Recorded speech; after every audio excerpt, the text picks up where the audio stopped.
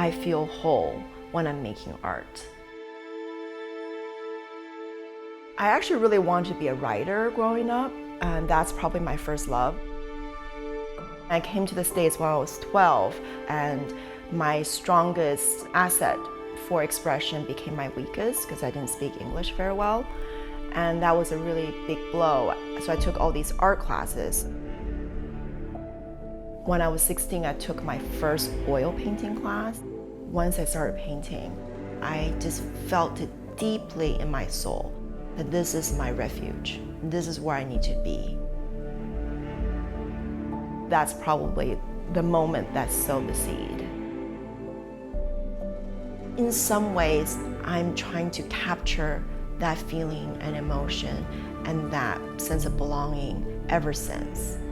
And as I grow and change, my needs change, my world expand. That small moment where it was just me, brush and paint and canvas has expanded so hugely. But me remains, and I'm constantly looking for that explosion that happened in my mind.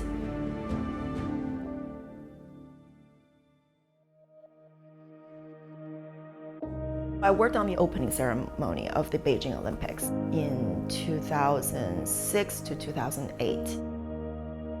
Having that 2-3 year period delving into traditional Chinese aesthetics and art forms was very eye-opening.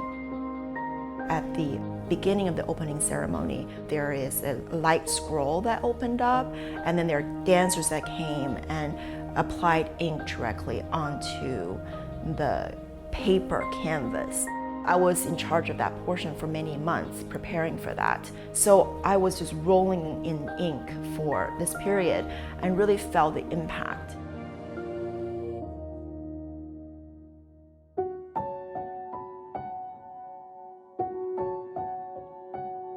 Ink is such a malleable material. When it covers you, it's completely black, right? But it has this mineral quality that is very metallic, that shines.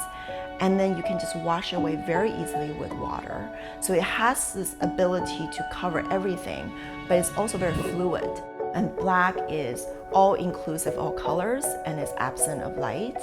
So it has this quality, duality within that material. So I just felt, as an artist, I kind of had this huge array, like a field to play with. If something is strong in me, that I've taken it in, I'm looking for a way for it to come out again, to share my perspective, to ask for people to say, do you feel this way too? I always have the audience in mind at some point of the creative process, always. It's a really interesting relationship between the maker and the viewer. For me, what connects us is the artwork. The work sometimes exists long before in my mind, before it comes to the public. It's very clear to me, but sometimes it takes months or years for it to be actually realized.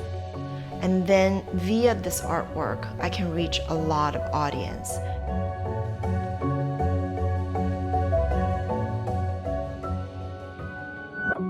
The title Cry Joy Park, Dark and Light Gardens, is an ongoing series under the umbrella of Cry Joy Park. The title came first from Chinese. Paradise in Chinese is Joy Park, Happiness Park, Happiness Garden. And I want to play off of that. I put cry in front of it, so it's 哭乐园.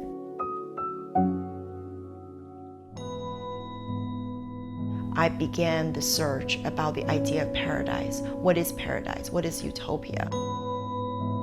Instead of just looking at paradise, utopia, I'm looking also at the dystopic elements, the undercurrents that's inherent in every society, every civilization.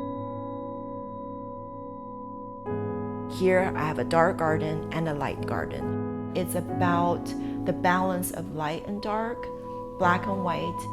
It's not about a source of good and evil, but that you cannot have light without shadow, and you cannot have spring without winter.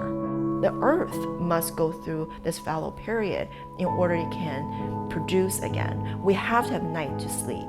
Even plants have to have sun, but they have to have night. Otherwise, we cannot rejuvenate. So I want to give equal light and equal attention to the dark and the light parts of our society. I certainly feel like artists has a place in the social landscape. There's a role we can play. However, I can be an activist in my life. My art has to serve something beyond that. So I'm interested more in posing a question, maybe shifting a perspective, allowing someone to see something they've never seen before, perhaps, never quite this way.